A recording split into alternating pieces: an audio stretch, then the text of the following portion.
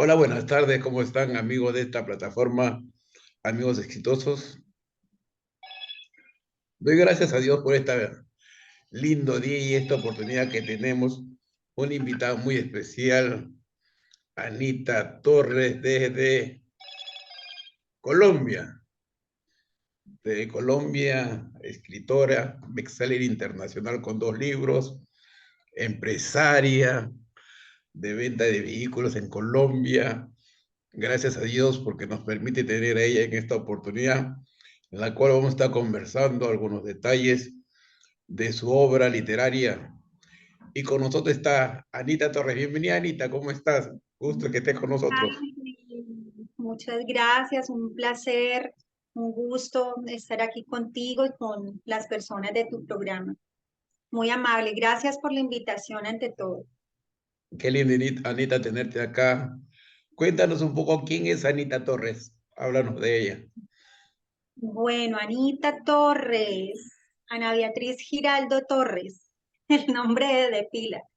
Eh, Soy una mujer muy echada para adelante, muy trabajadora, amante de la familia, amante de Dios, y de las cosas lindas de la vida, de leer, de escribir, que es como mi terapia. Y, Anita Torres. ¿De qué parte de Colombia eres? ¿De qué Yo soy ciudad? De Cali, Colombia, De la misma Cali, Colombia, misma ciudad de Cali. O de un pueblo de de la Cali, no capital sé. de Cali. O un pueblo, un Es barrio, qué sé yo. una ciudad, es una de las ciudades principales de Colombia. Bogotá, Medellín, Cartagena, Cali, Bucaramanga, bueno, hay varias, Cali es una de las principales. Ah, mira, qué lindo. ¿Cómo es su clima de Cali? ¿Cómo es el clima, el ambiente de Este es Cali? un clima tropical, es un verano eterno. Por mayo más o menos hay lluvias. En este momento estamos en épocas de lluvia, todavía ha habido unas inundaciones y todo dado a la lluvia, pero llueve 2 días y vuelve y hace un calor, es un clima tropical. Muy bien, bien, Entre bien. 28, 30 grados. Cuando más fresco está 26 a veces, pero es calurosito. Vos eres de la promoción Generación 7, ¿no? De la Francisco Y Navarro Francisco Lara, ¿no? Navarro, sí. Pero siempre antes de que nosotros nos encontremos tal vez en ese encuentro con el maestro, ¿cómo fue tu inspiración para iniciarte o cómo salió esa inspiración para ser escritora antes del señor Francisco? Bueno, Bueno, yo ya escribía, yo vengo de un hogar muy humilde. Las dos historias que yo he escrito, las dos novelas basadas en hechos reales, son inspiradas en mi vida. Eh, Los Niños del Peñasco es basada en nuestra infancia, de mis hermanos y mía. Siempre supe que estas historias tenían que darse a conocer. Dios había puesto en mí desde muy niña la inquietud por leer y por escribir.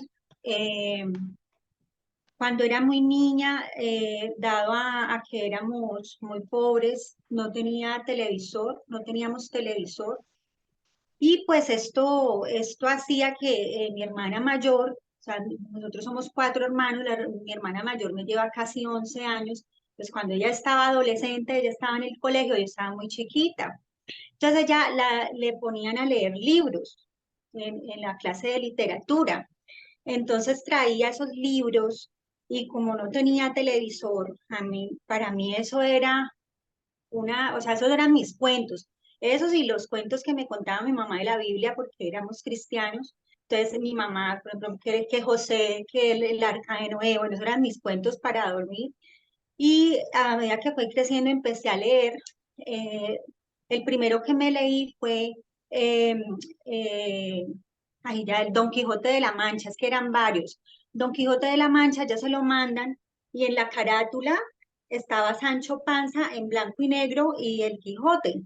Y a mí me llamó la atención esos muñequitos, pero adentro no tenía, era solo la portada. Y yo me lo Ese es empecé a leer. tu segundo libro, ¿no? Me estás hablando de tu ¿Cuál? segundo libro, de tu segundo libro. Del Peñasco.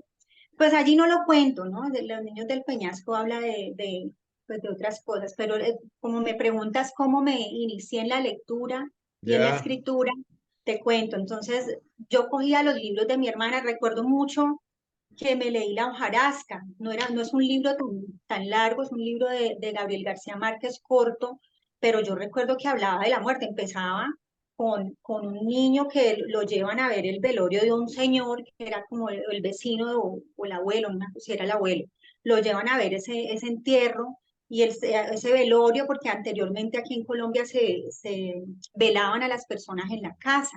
Entonces, bueno, yo recuerdo mucho que me impactó porque hablaban del muerto, cómo había muerto y todo eso. Bueno. Pero bueno, me sirvió mucho eso porque ahí yo le cogí amor a la lectura. Luego, los funerales de la mamá grande, que son otros cuentos de Gabriel García Márquez. Bueno, ahí ahí nació tú empecé. más o menos, ahí inició tu vocación, se puede decir, descubriste Sí. tu Y luego deseo empecé a por, escribir. a través de la lectura, el deseo de escribir. Sí, empecé a escribir poesías, a escribirle poesías a mi mamá, canciones, y ya pues uno va creciendo y como que va perdiendo como los sueños, ¿no? Y también me enamoré muy jovencita, cometí el error de casarme muy joven con el protagonista de El principio después del fin. Y eso hizo como que ya mis sueños y mis ilusiones pasaron a ser no sueños, ilusiones, sino como el propósito de sacarlo a él de las drogas.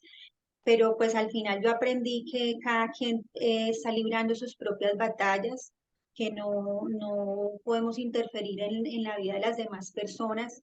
Eso de que yo cambio, yo lo cambio, yo la A ver, cambio.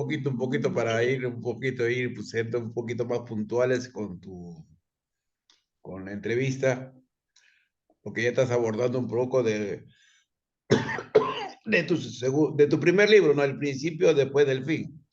El Sí, principio ese fue después el del fin, donde primero estás que hablando un escribí. poquito del Sí. protagonista. Cuéntame un poco, cuéntanos un poquito cómo se inicia la inspiración del contenido de este primer libro que tú se edita en Amazon Bestseller, El principio del fin. Bueno, el principio después del fin nace de la historia de Carlos, Juan Carlos, mi ex esposo. Eh, yo, como les cuento, me caso con él muy jovencita. Él empieza a tener problemas de drogadicción y yo tomo la decisión firme de dejarlo, aunque lo quería mucho, pero yo sabía que él no iba para ningún lugar porque él no quería cambiar. Tenía dos padres que eran coadictos con él, era la luz de los ojos de esos padres, y ellos le hacían mucho daño a él con su actuar. A veces los padres piensan que ese amor desmesurado, ese amor desbordado hacia los hijos, los ayudan. Tu El libro, amor perdóname, pero tu libro, ¿cuántos capítulos tiene? son casi 150 páginas, Capítulos, no recuerdo, porque en la no secuencia recuerdo. del primer capítulo hasta el final del último capítulo, hay una secuencia, ¿no? Dentro de lo que tú estás relatando la historia real de tu convivencia en ese escenario que lo llevas al libro, ¿no? Sí, Hay un proceso, sí. ¿no? Entonces, coméntame un poco la sinopsis del libro en sí mismo. Bueno, es la historia de Carlos, un hombre que cae en las drogas y pues hay una historia de amor con su esposa, pero pues desgraciadamente se separan. Él llega hasta lo más profundo de ese infierno donde pierde todo lo valioso que él tenía en su vida, sus padres, su hogar,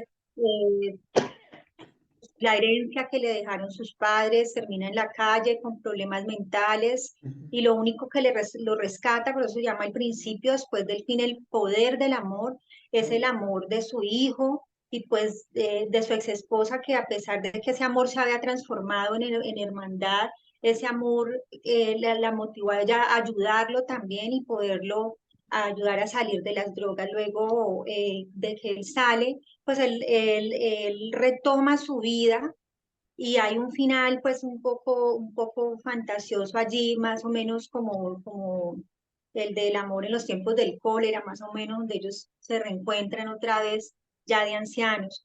Pero es una historia basada en hechos reales con un poco de ficción, obviamente, ¿no?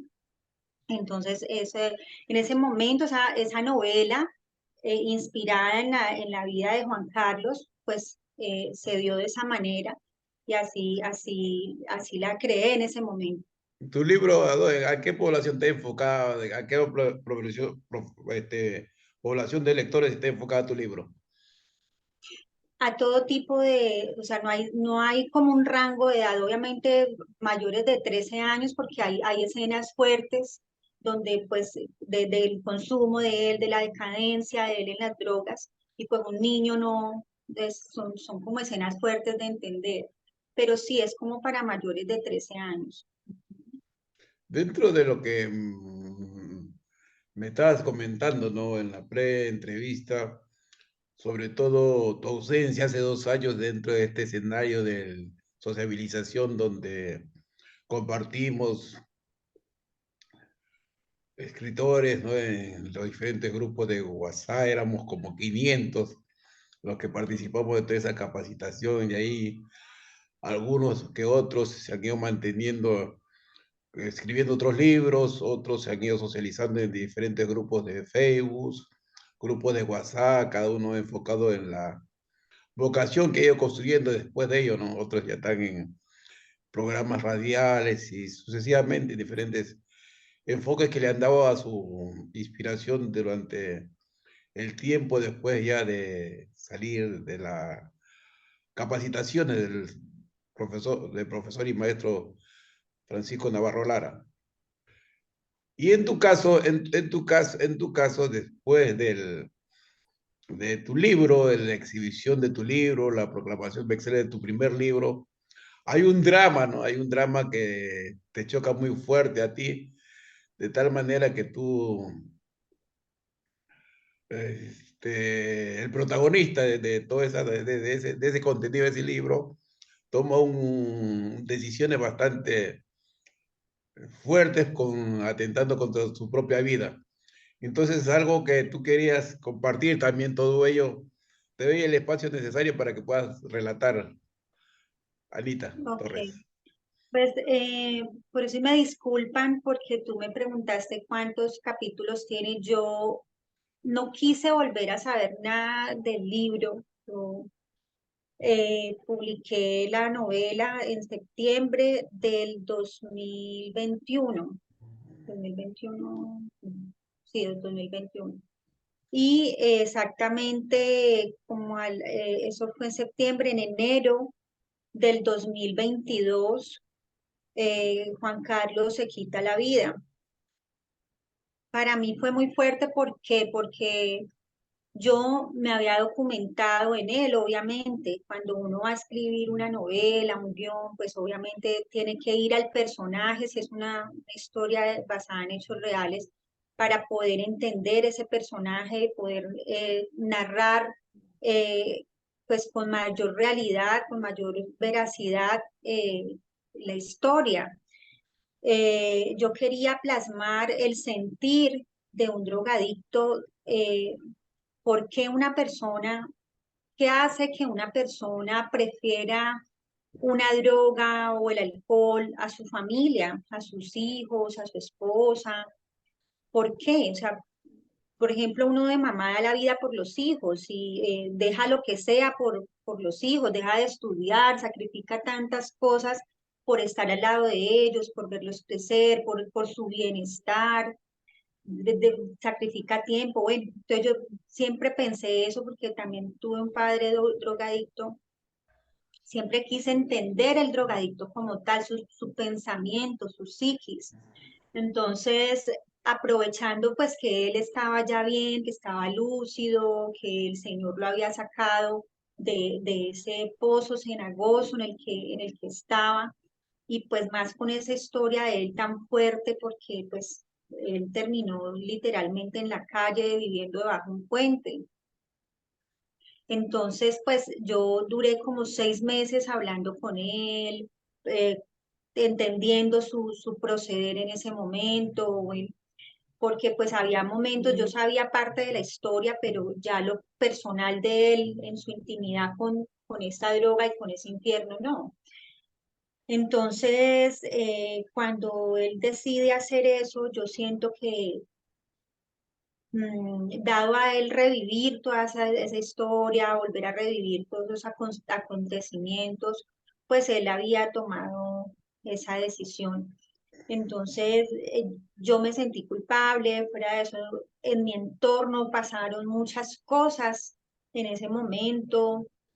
Mi hijo, pues obviamente, imagínese uno perder a su padre a los 19 años en esa situación, en una forma tan dura, que nunca nadie se lo espera, ¿no? Porque cuando alguien se enferma, pues es un duelo, tú más o menos vas asimilando que eso va a pasar, o bueno, no sé, pero cuando es algo tan trágico es muy difícil, y más que él lo vio.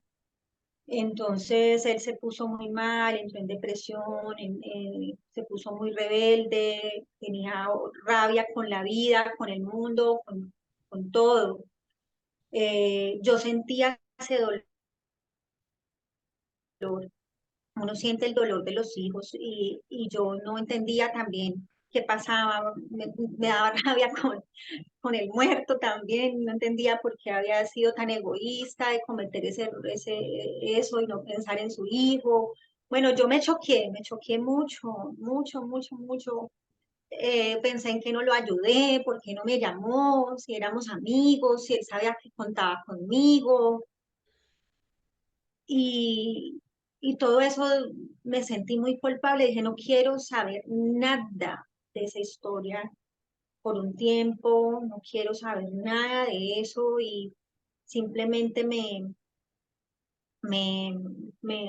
como que me ensimismé y no quise volver a escribir nada. Me sentía como, o sea, llegaban a mis pensamientos como que desde cuándo me creo escritora, por creerme escritora, por, bueno, cantidad de cosas que pone el enemigo, pero lo que yo no sabía es que Dios tenía un propósito con todo, que solo Él conoce, pero yo sí sé, y lo que yo sí sé y estoy convencida de eso es que yo bajo mis fuerzas nunca hubiera escrito un libro. Si Dios no reargulle dentro de mí, en mi ser, y me dice, escribe a los niños del peñasco, escribe el principio después del fin, yo no lo hubiera hecho. Eso sí, estoy segura. Y todo se presentó, Dios puso ángeles por todo lado para que yo lo hiciera, para que los publicara, para que se hiciera una realidad. Entonces, un tiempo después, un año y medio, dos después, estoy ahí seguía escribiendo porque me apasiona escribir, entonces hacía poesía, estaba terminando un libro que se llama Nati, que perdí en un computador que se me dañó, si no ya lo hubiera publicado, estoy volviendo a retomar.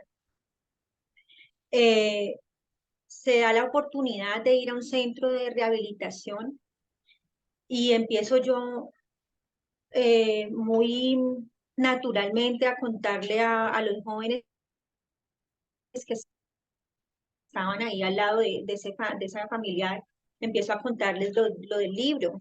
Y estos niños, porque es que es lo que pasa y por lo que tome fuerzas. O sea, la droga se está llevando niños, jóvenes, hogares.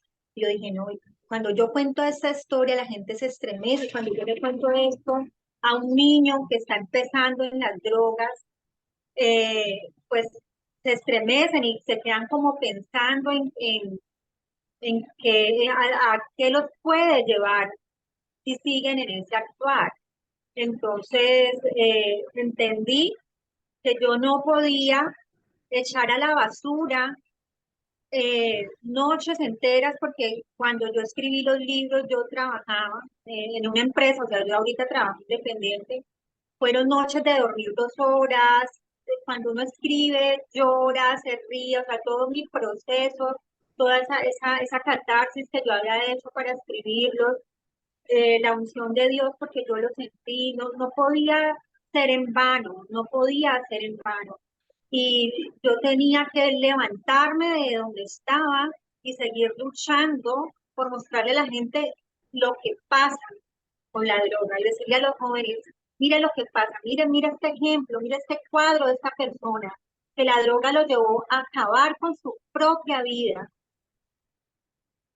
Tomen este espejo y dense cuenta que la droga no es negocio, ni consumirla, ni venderla, nada. Es el peor negocio que hay porque la droga no paga, solo trae destrucción y muerte. Entonces volví a tomar fuerzas y no ha sido fácil porque yo soy una persona muy sensible, yo lloro por todo y yo no sé cómo yo he tomado fuerzas y puedo pararme y hablar y expresar.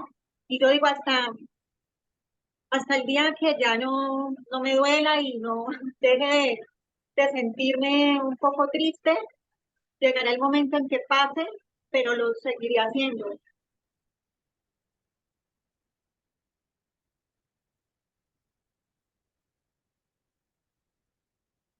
Cálmate un poco, está bien.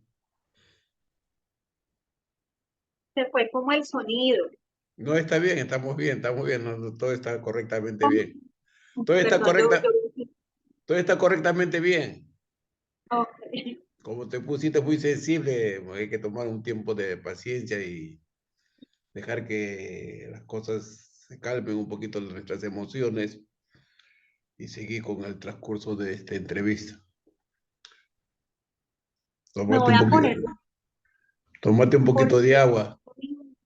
yo vivo en una unidad residencial y están podando el césped allá afuera y yo creo que se está entrando esa interferencia. Perdón un momento.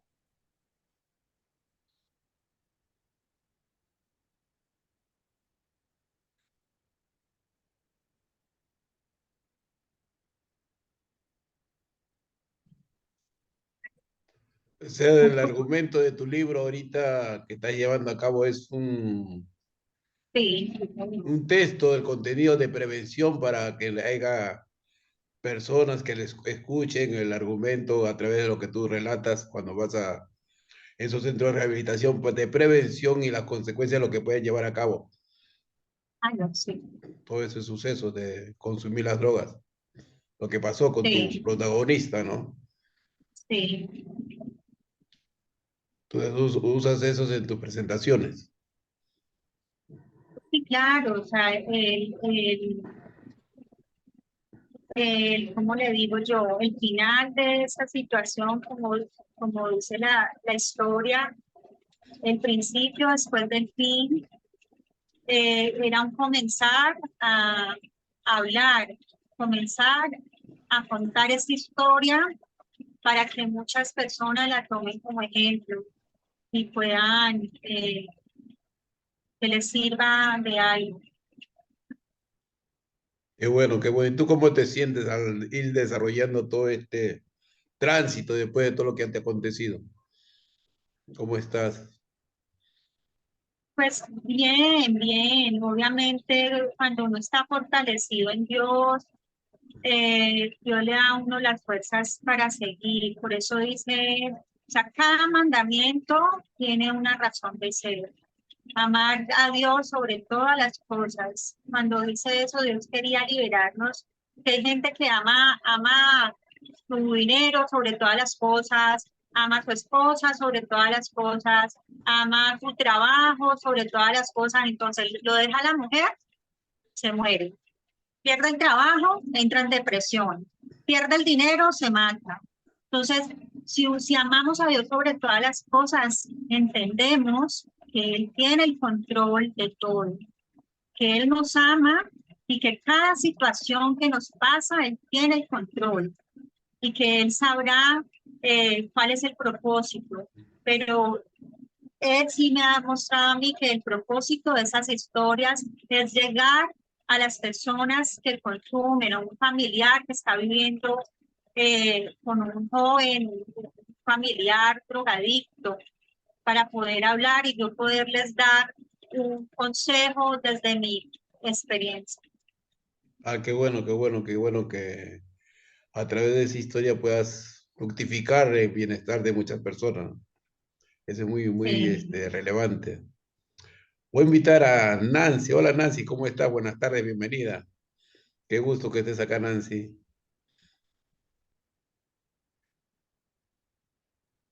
Muy buenas tardes, bendiciones para ustedes, Pastor Heredia, un gusto saludarles. Qué Muy bueno, buenas después, tardes. después de lo que has estado escuchando, Nancy, si tienes alguna pregunta, algo que deseas que amplíe un poco más acá nuestra invitada especial de esta tarde. Sí, señor. No, primero que todo, agradeciéndole a esta preciosa mujer que abre su corazón y eso es súper valioso, poder ver a Dios obrando en medio de los procesos y saber que lo que nos cuenta es una realidad, que ella lo ha vivido muy cercano, pero está la población en cualquiera de los países dada en estas condiciones tan traumáticas. Simplemente agradecer y reafirmarnos en todo lo que ha dicho tantas verdades y las he estado escuchando muy atenta, pero definitivamente me parece que acaba de hacer un impacto en lo que acaba de decir como resumen. Y el ser humano, todos nosotros, necesitamos establecer a Cristo como prioridad. Cuando ponemos al Señor como nuestra prioridad, dependeremos de Él emocionalmente, económicamente. Nuestra familia le pertenece a Él.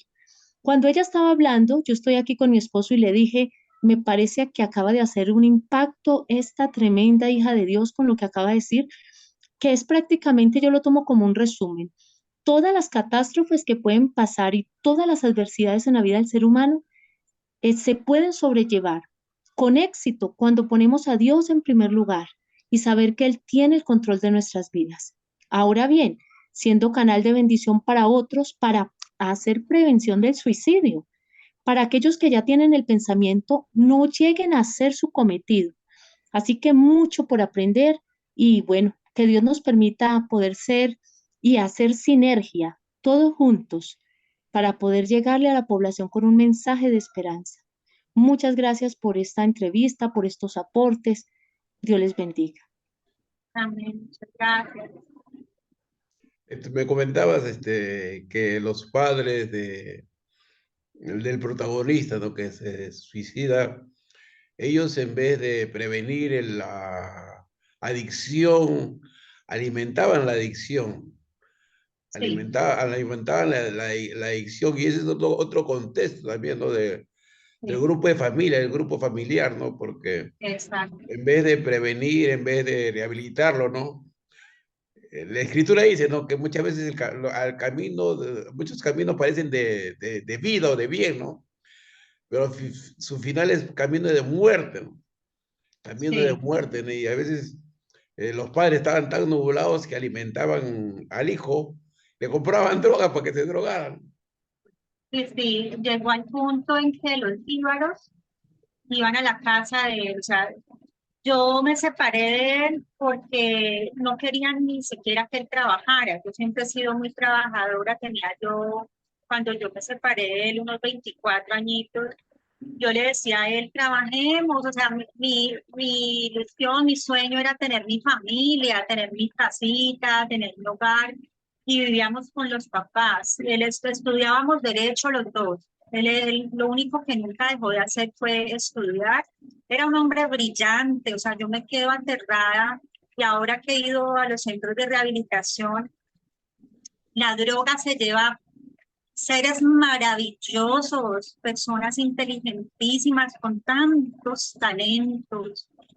Y bueno, él era muy brillante, muy inteligente. En la universidad los profesores eran descrestados cuando él daba una opinión. Y bueno, los papás decían, no, él está estudiando, ¿para qué quieres que trabajes? Aquí todo te lo damos, porque vivíamos con ellos y ellos nos solventaban todo. Entonces, llegaban al colmo a decirme que yo estaba mintiendo, que eso era mentira, que como el hijo iba a fumar, a meter vicio. Bueno, yo me cansé de luchar con eso porque no era solo, o sea, yo luchaba sola porque ellos no me creían, pero cuando ya ellos se dieron cuenta, ya no había nada que hacer, ya él estaba muy mal en las drogas y lo que ellos hacían era que les daba miedo que él se fuera a la calle, entonces le recibían los víbaros en la casa. Entonces llegaba el tipo con la droga y ellos mismos le pagaban. O sea, era un amor enfermizo por él, era como él era hijo único, él era la luz de los ojos de esos papás, pero le hicieron un daño grandísimo. Claro, ellos tenían, Por eso cuando, por temor que se vaya de la casa, mejor lo tenemos acá, a la casa con seguridad que esté exacto, acá y se drogue acá adentro. por eso cuando yo decidí escribir el libro, yo estaba muy feliz, porque él por primera vez en la vida estaba pagando un arriendo, estaba comprando sus cosas, yo ya tenía mi hogar, ¿no? Después de que me separé de él, como a los 5 años, yo construí otro hogar, tengo mi niña de 10 años y Juan Esteban, producto de esa relación, que ahorita tiene 23 años. Eh, Cuando yo veo a este hombre literalmente renacer de las cenizas de todo aspecto, o sea, que estaba mal psicológicamente, tenía un cuadro psiquiátrico demasiado fuerte, imagínense que él decía que era Jesús. O sea, ya la droga, el bazuco, le había deteriorado su cerebro. Y ver a este hombre como Dios vuelve y le restaura su mente, está trabajando en lo que le apasionaba, que era el derecho, tenía, respondía por él mismo. Entonces de ahí había nacido esa historia porque yo había visto la manifestación de Dios en la vida de él, pero pues por desgracia sucedió eso. O sea, él tiene tiene como etapas, ¿no? O sea, él cae en las drogas y ahí se repone, y ahí se Sí, sí, repone, vuelve a retomar su vida, un poco más independiente de sus sí, padres, vuelve a estudiar, sí, comienza a trabajar y y vuelve a a trabajar. recaer. Bueno, todo estaba bien, aparentemente todo estaba bien, pero cuando nos tocó ir a hacer el reconocimiento, o sea, ir a llamar al CTI para que hicieran el levantamiento del cadáver y eso, yo no lo quise ver, yo dije, no, yo me guardo su imagen como era, mi niño sí lo vio, mi hijo sí, yo me imagino que él quiso comprobar que fuera su papá, perdón, yo siempre me quiebro aquí. Bueno, bueno, Perdón. está bien, está bien, está bien.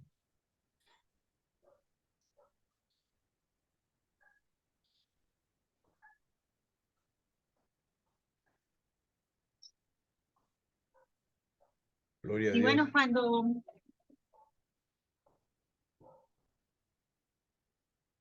lo sacan, pues nos damos cuenta, había droga, o sea que él había vuelto a recaer. Eso pasó. Bueno, esperemos Pero que... quiero hacer un paréntesis, yo estoy bien, porque me da mucha ternura que me escriben con tanto amor la gente.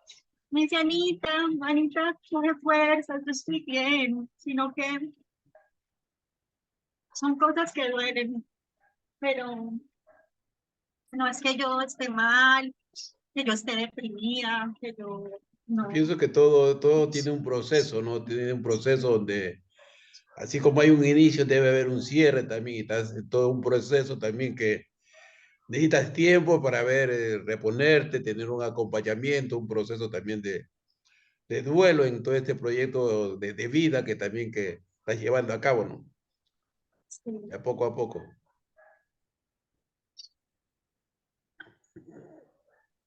Ya estoy Eh, bien, sino que hay cositas, sobre todo lo que sea con los hijos, duelen mucho. Yo recuerdo, para los que nos estén oyendo y puedan hacer como un símil. Cuando mi niño estaba muy pequeño, yo salí del carro, no me di cuenta, o sea, yo lo llevaba de la manito, pero él con la otra manito como que se cogió y yo tiré la puerta, le machuqué los dedos. Todos los dedos le quedaron así apachurrados. Yo lloraba, o sea, yo sentí una cosa en el estómago, yo no sé si les ha pasado que su hijo se ha machucado, se ha golpeado, pero durísimo, y ustedes sienten ese dolor, o sea, imagínense ahora ver uno, su hijo muerto de dolor, una tragedia de estas, obviamente duele mucho. claro, no es para menos, ¿no? Ver todo un escenario de su papá en esa situación. Wow. Es mucho impacto, mucho dramático. Un jovencito adolescente que se está desarrollando en la vida.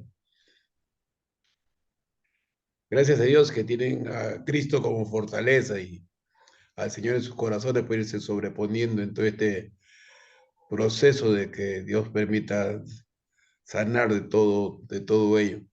Él es el Señor, Él es fiel para hacer todo Claro eso. que sí, claro que sí. Te agradezco, Anita, por este tiempo que puedas compartir, que puedas tener Gracias, una catarsis gracias. de volcar Es algunas abrir el cosas corazón en y tu no vida, ¿no? importa si duele contarlo, como les vuelvo y les digo, llegará un momento en que en que no llore más, pero con una vida que se rescate, eso me llena. Valió la pena escribir el libro. Gracias, Nancy, por estar con nosotros. Muy agradecido a ti y a tu esposo que están ahí en el acompañamiento de esta entrevista. Les agradezco bastante. Gracias, Pastor Heredia, a usted y a nuestra exponente, que más que un tema es abrir el corazón y reafirmando la invitación a que hagamos prevención. Ese llamado a los padres ha sido claro, lo cual agradezco mucho que